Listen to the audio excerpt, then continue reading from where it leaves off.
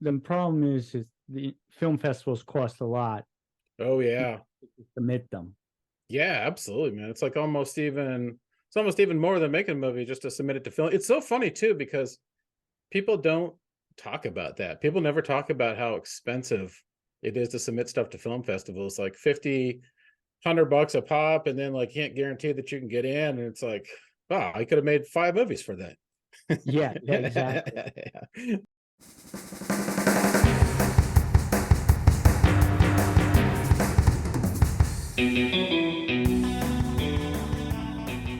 Welcome to the Dead Harvey podcast. This is Brad Paulson. Today, I'm very happy to have with me Jason J. Cross. Jason, great to have you here. Thank you for having me. Awesome. So, you've made quite a bit of movies. I thought it was really cool when you reached out because you've done so many movies in like so many animated movies. And I think that's a really cool approach. And this is something that we haven't really talked about a lot is a approach that an indie filmmaker can make. And so let's say like you have a problem like on the set where somebody doesn't show up or something happens or you have weather issues or anything like that. You can kind of correct that by making your own animation. So tell me about like how did you get into using well, you've done a number of different things Yeah. because you write, you edit, you're an animator, and then you're also an author. So where did you find animation or how did you get into animation as a kind of format to use? Well, I was still trying to make films, and then my wife at the time got pregnant with my daughters, and I knew that the easiest way was to do animation in order to continue what I was doing, because doing things on set would have been impossible. It would have kept me away from my daughters, which I love my daughters more than anything in the world, and I didn't want to lose any time with them. So I came up with the animation. I actually came up with what I use. It's called iClone, and I accidentally found that just doing different searches. And once I found that, I was like, oh, this is a perfect path for me to continue and still be a father to my daughters. Oh, that's great. That's a really Mm. cool idea.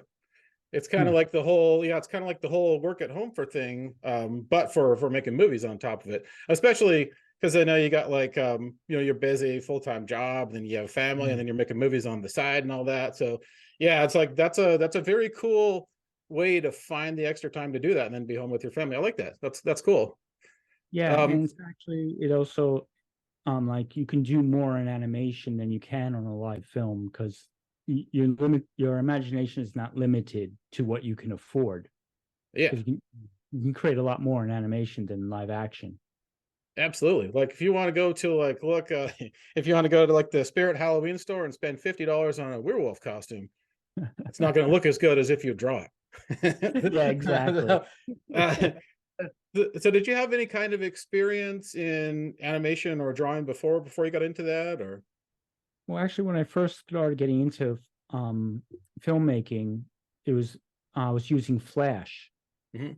This is back in like the early 2000s. I started playing around with that, and then I went into live action. So I had a little bit of a little bit of experience in it, but not really. But with the program that I use, there's so many tutorials online that I basically taught myself everything. Oh, cool. How long does the learning curve, so if anybody out there is interested in that, making their own movies and interested in that, how long does the learning curve take for learning that program and how long does it take to actually make like one of the short movies, just kind of like on average ballpark? Oh, yeah, it takes a while because it actually with the animation, I did an estimate. I actually takes me about 2 hours to do 30 seconds. Oh wow, yeah. Yeah. It can be more or less depending what's happening in the scene. But on average, yeah, it takes a lot of time. Yeah. Yeah. So how long did it take to learn all the tutorials and everything as well too? How much time did you spend actually learning how to do the animations? Not too much time. The iClone is very, very easy. Okay, I'm becoming a spokesman for iClone. They better pay me here now. Right, yeah. But no, it's actually a very easy program because it uses video game technology. So if you play video games, then you can learn this really quick. Hmm. So yeah, it's a very simple program. It's time consuming, and you don't even realize 2 hours have passed. But Right. it's very easy. Do you have to do something to match up with the this is what I was kind of curious about. Do you have to do something to match up with the voice as well too? Uh, For the mouth movements on there or well, yeah, sometimes I have to tweak it, but the program itself does it. It does it very well, but not like perfect. So sometimes I have to just take the camera in the program and put it right by the mouth and play yeah. it slowly so I can get the mouth movements right. Oh, cool. That's awesome. Yeah, Yeah. that's great. That's great that you found that as a format. Because and so which one do you enjoy the most? Because you do live action movies, you do animated movies, and then you also write books and poetry as well too. Which one of those kind of formats of art do you like the most? Do you enjoy the most? Well, I definitely like writing the most. I have like all these notebooks because I handwrite things. I just sit there and start writing, even though most of it, if you look through the notebooks, you'll see me writing, okay, this is not going anywhere. But I like writing the most. But the animation, I really like to be able to get what's inside my head on the screen, especially when you get to see in a film festival on the big screen. That's most rewarding to me. Yeah, that's the coolest thing about animation is the fact that the sky's the limit as far as like anything that you could imagine budget wise. When if you're trying to do that in live action, you'd have to get permits, all these other kind of things Yeah, to to yeah. have the scenarios there. And speaking of which, you're based out of New York, so how user friendly is New York nowadays for making indie movies, getting resources there or trying to do like guerrilla film? When I did live action, I didn't really do anything in the street. So, but from what I hear, that it is pretty easy to get a permit, that it's very filmmaker friendly. But if you're not doing something where someone's getting killed or anything like something that someone will call the police on, then you can do it without really asking. Yeah. Yeah. Or Yeah, maybe if I've you're been. doing something where somebody's getting killed, people will just walk by and not do anything. Yeah, yeah, exactly. Probably should not laugh about that. Yeah, yeah, but it probably you probably could, and the police will come But about a half hour later. Just make sure you film it and get out of there. yeah, well, so many like famous underground filmmakers have come from New York, Abel Ferrara and Frank Henenlotter, and the list goes on and on. So it's a very cool environment for, and it just has like that whole quality to it, or that whole like just that gritty and kind of indie feel quality about it Yeah, that's really hard to duplicate with other environments. Yeah. yeah. So you come up with a lot of ideas for stories. You have just tons of videos. Like, so anyone interested, check out Jason. He's got like a YouTube channel and then his Four Sides of the Cross website. And there's just like the YouTube playlist is like 134 or something like that, things to go through on there. So when you're coming up with your ideas, do you have like kind of like a ritual or a process for coming up with ideas?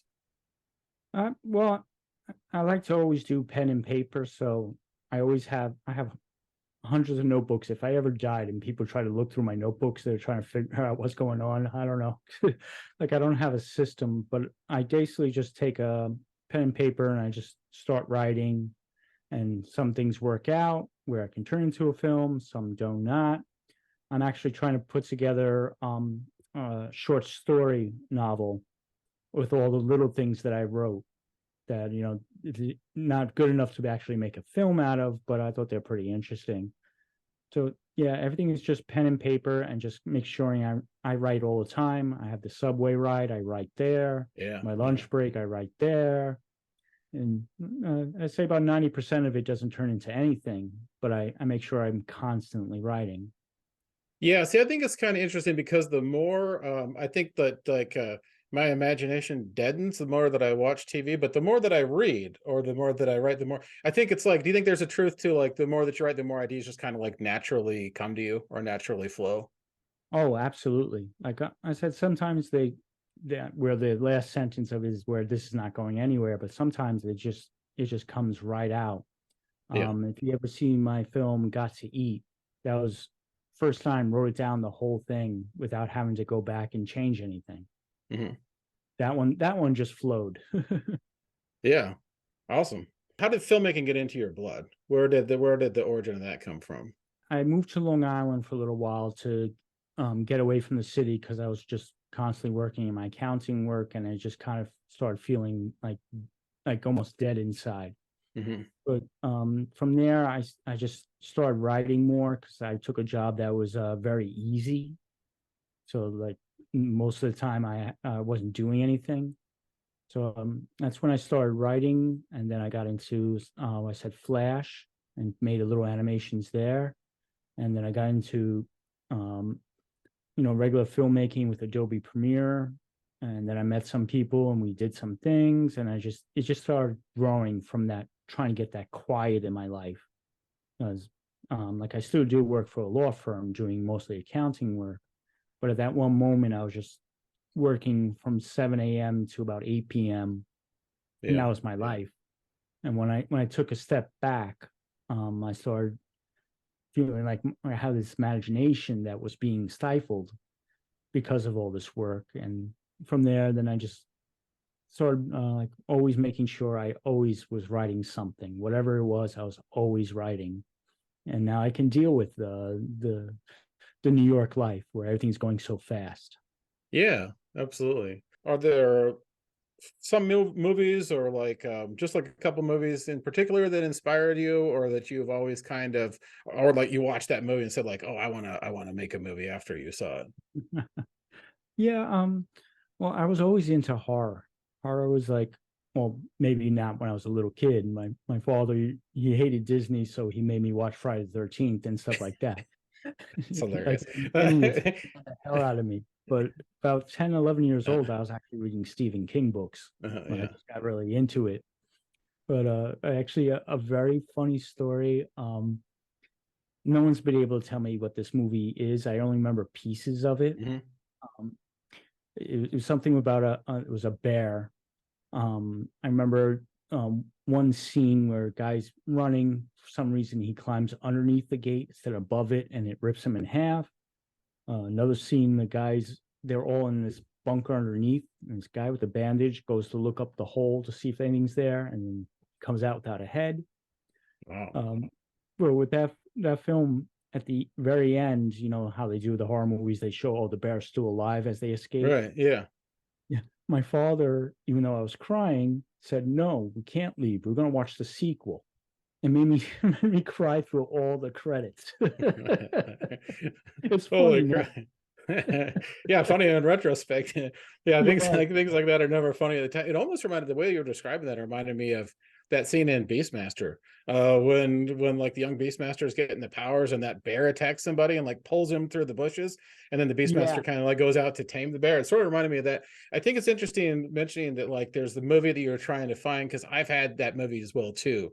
I think mm, I don't know if all horror fans have this, but I certainly did when I was a kid. And there was a documentary about like the Shroud of Turin that we saw, and back in that day they used to have like these trailers, but they would have like, nowadays you see like an R-rated trailer for an R-rated movie, but back then mm, it would be like you could watch like a PG movie or like a G movie, you could see an R-rated trailer before it.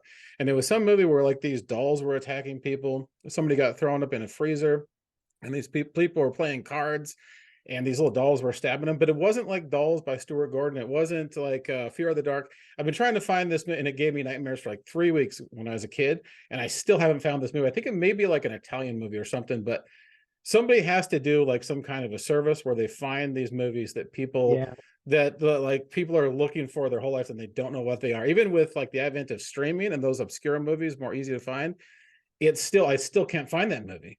I have no idea what it is. Oh, I feel your pain there. Yeah. People throw suggestions, and I try to watch it. Like, no, this is not it. Yeah. And I know it wasn't an obscure movie because it was in a movie theater Right. that I saw it. So it had to be late 70s, early 80s. Yeah, I wonder, it almost kind of reminded me of it may not be this one, but there's the cover of, you ever seen that movie Prophecy? Not like the Christopher Walken one with the Mm. Angel's Prophecy, but there was like the John Frankenheimer movie Prophecy. And I think Talia Shire was in, and there's this bear kind of like on a cover curled up like it's an embryo, but it's like a bear version of an embryo, because it's a creature that's like a mix of all these different things. There was some kind of environmental thing. It was back in the 70s when they were making those like environmentally based horror movies, or some kind of environmental spill caused this creature, but it was like a mix of all these creatures, but it looked like a bear kind of curled up. And that freaked me out too. But it sort of reminded me of that a little bit, like that bear creature. They didn't really have the budget to show it attack that much, this sounds like Uh, something different. But if I find that one, I'll let you know because yeah, that sounds like a similar quest that I'm on. someday we will find movies. I'm surprised, somebody could make like a fortune if they could start like a website or a service and find these movies for people. Yeah, really.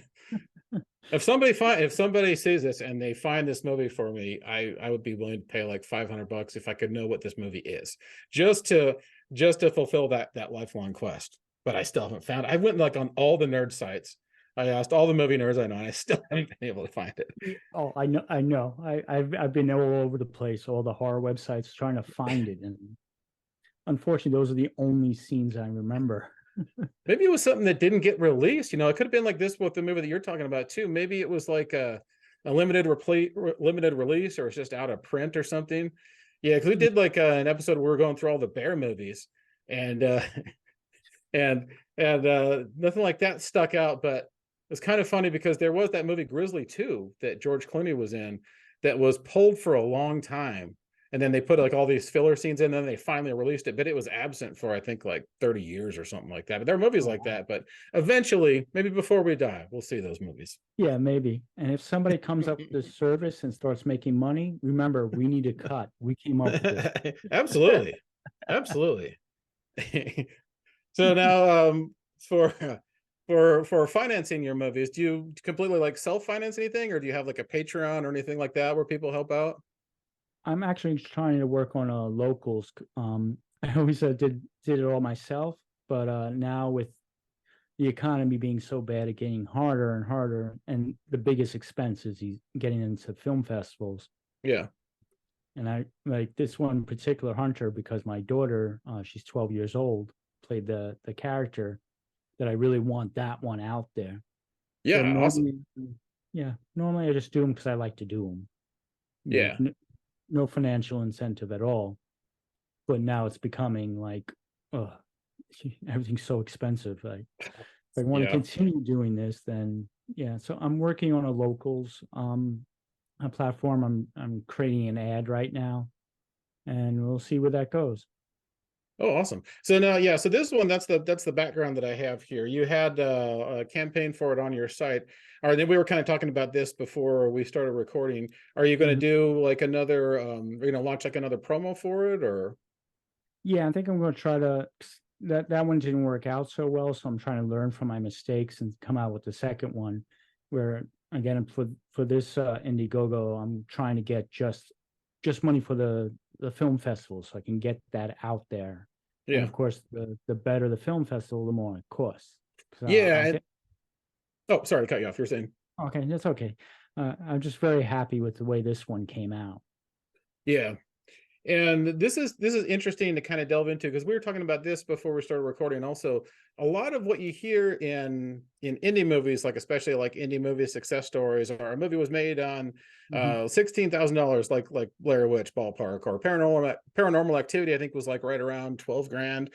But you never Yeah. hear about like how Paramount bought the movie and put all this money into it, or how much like so like you if you got like $500 and you're going to make a movie and you make like the greatest low budget micro movie ever, and it has the potential to win all these awards, but you don't have the money to put it in these festivals. That's something that people never talk about. So I think it's very interesting because a lot of times, like I think like kind of on average, it may be even more expensive now. How much like when you're looking at submitting to festivals, are they still like around 50 to 100 a pop, or are they even more Yeah, now? 50 to 100. Yeah. And I actually, at one point, I was working at an entertainment law firm, and I got to see like things. What is it? The one in Canada that's really big.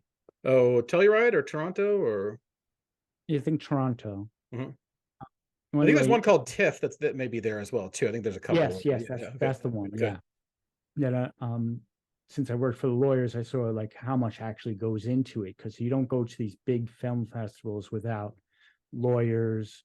Hmm. Because if there someone sees it and they want to, like distribute it, you have to make sure you have everything right there and then.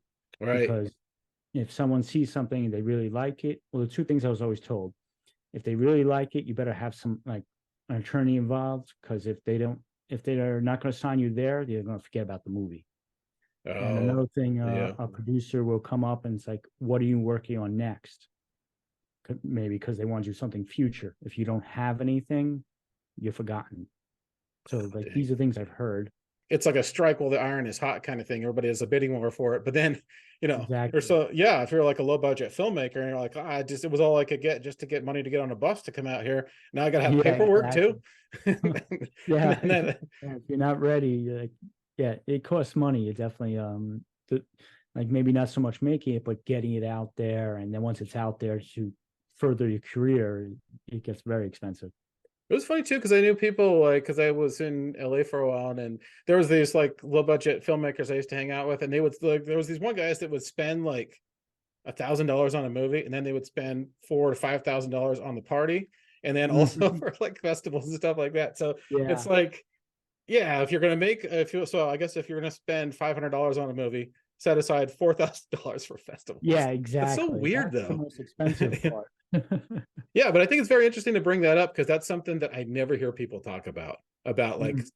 about how much festivals are and how they may cost even more than the movie. I guess it all depends on how, but it's kind of interesting because too, like if you look at like what Hollywood makes stuff on, and their marketing is easily as much as they spend on the movie, right? So you have to like take like double the budget and then half that for like when the theaters take money. But yeah, easily they spend as much on marketing as on a lot of movies. But yeah, everybody just thinks about the actual budget to put into the movie. But yeah, it's a good lesson to give to indie filmmakers. Set all the money that you can set aside for things like this. Yeah. Oh And yeah. I think it's cool too that you talked about doing that as a campaign. Mhm. I was talking to some other guys that did a campaign for this movie, this like Amityville NATO movie they did, and they had Uh, already shot the movie, but what they were looking for is finishing funds for things like festivals and post production. I think that's smart yeah. because it also gets so whoever's gonna basically like when you put it on that campaign where people are going to give you money, they can have more faith in giving you money because they know that you've already finished the movie. So I think Right. that's a smart way to approach that kind of fundraising stuff. Hmm. Yeah, and if you're gonna put a budget together for a film, make sure you put in that stuff as well, because that's the most important. You can finish the greatest movie in the world, but if you can't get it out there, then what's the point? You Yeah, know? absolutely. If nobody sees it, it'll be like one of these out of print classics, like we were talking about not being able to find. Yeah. Yeah, exactly. Yeah. Oh, that's fantastic. All right. So yeah, so let everybody know where we can find your work. Oh yeah. Well, you can search YouTube. That I have everything up there for Four Sides of Cross. You can also see me on my website. It's FSO Cross, Four Sides of Cross with the initials.com. And I'm those are the main places that you can find me. I'm up on other places too, like Rumble and all that, but most of my stuff's on YouTube and on my website. Oh, cool. So now this is kind of interesting. Just talk about for a bit for so for things like Rumble and locals and things like that. Are Mhm. they fairly like user friendly as a filmmaker to kind of try and access and try and is it a way for you to be able to get patrons and things like that, or just to like or gather a following? Yeah, that's what I'm like researching now. So that's a question I'll answer for you another time. Yeah. I know I'm trying to go for locals and Rumble because not to get into it all, but there's a lot of censorship with Patreon and YouTube. Where Patreon, if you say something off the website, doesn't matter, they'll cut you right off and you lose all your money. So I'm looking for a little more like locals because yeah, I say something stupid all the time. So I'm preaching to the choir on that one. yeah, I suffer from foot and mouth disease Yeah. very Yeah. bad. That's great. Well, cool. Well, yeah. So I wish you the best of luck with that. That's cool. And I think that's great that you're checking out those other platforms because competition, I think, like is fantastic. Absolutely.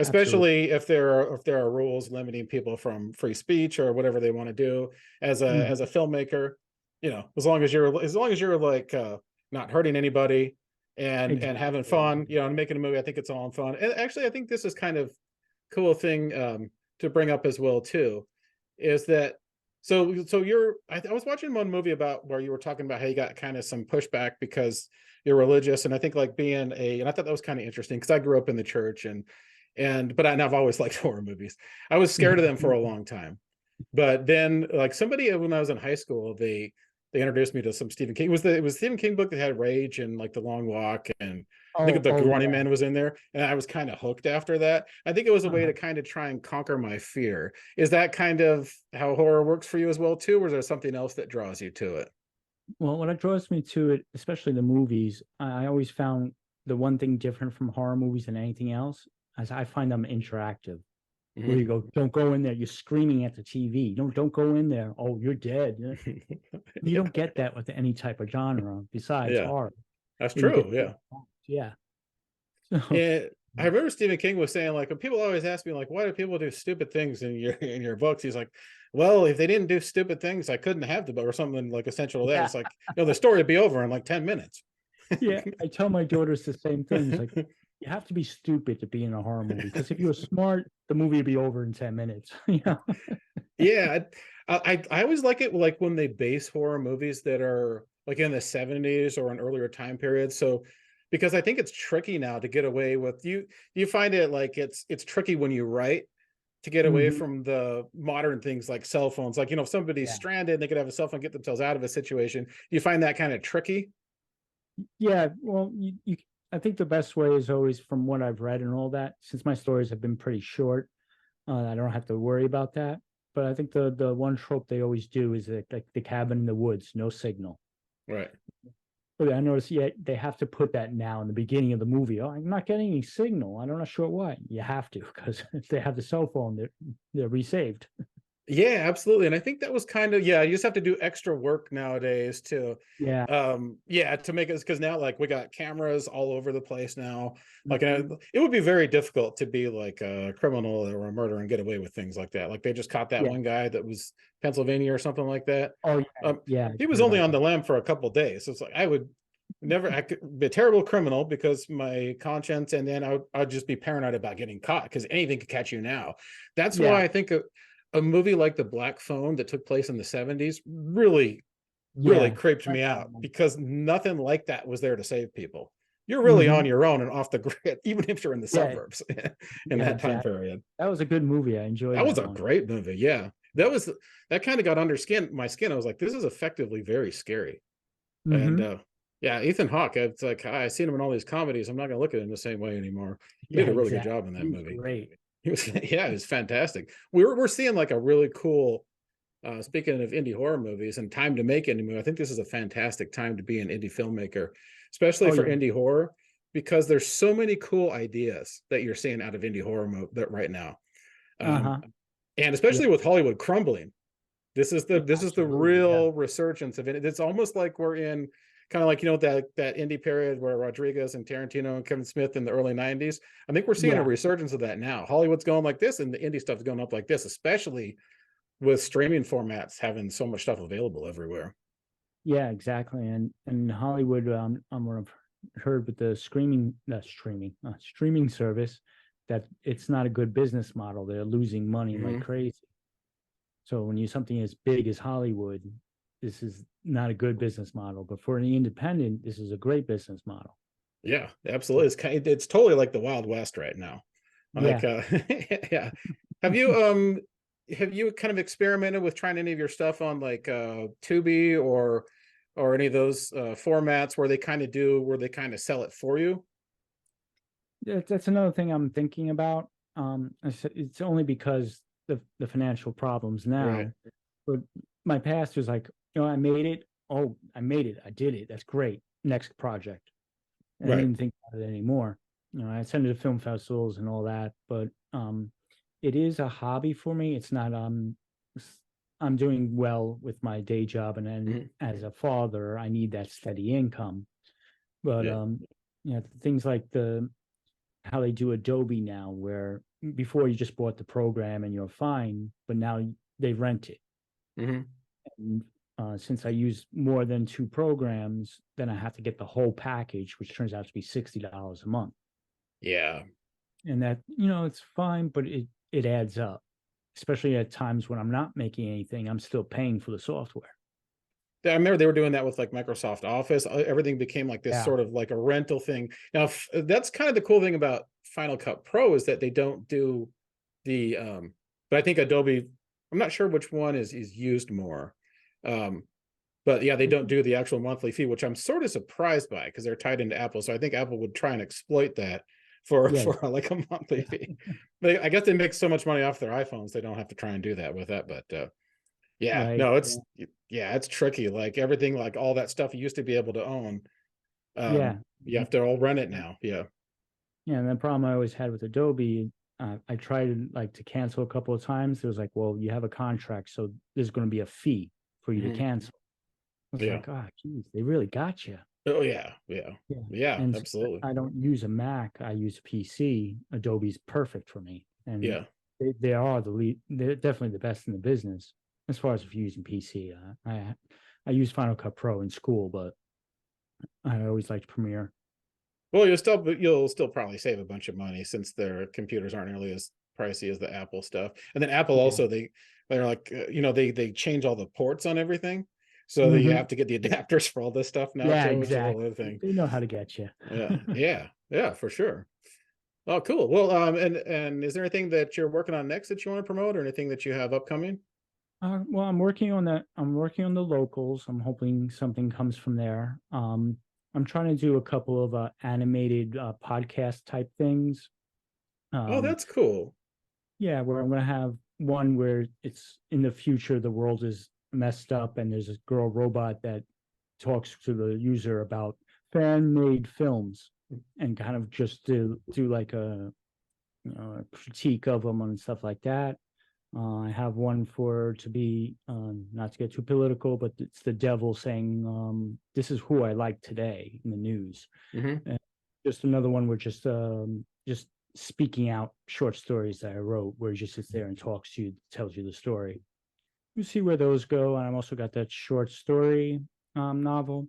I'm also working now on the breakdown for a werewolf movie I want to do called the Werewolf, not the movie, but a novel, Werewolf Chronicles, where it just goes through four different people who are all intrigued into the same story, but from their different point of view, leading to the end.